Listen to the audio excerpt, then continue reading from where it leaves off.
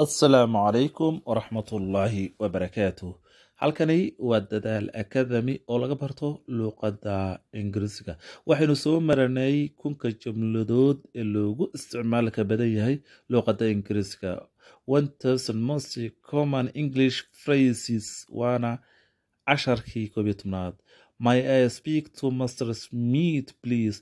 May I speak to Mr. Smith please? Mr. Smith ma la hadli karaa fadlan? More than that, more than that, more than that. In ka badan midda. Never mind, never mind. Waxba ha u arkin. Never mind. Waxba ha u arkin. Next time, next time. waqtiga xiga. No, thank you. No, thank you. Maya mahadsanid. No, Maya. No, Maya. Nonsense. Nonsense.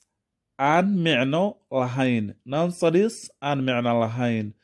Not recently. Not recently. Dhawaanahan Maya. No, not yet. Not yet. Wali Maya. Not yet. Wali Maya. Nothing else. Nothing else. Nothing else. Wax kale Maya. Of course. Of course. Of course. وطبعا. Okay. Hagaag. Okay. وهجاج. Please fill out this form. Please fill out this form. فضلا بوحي form كان.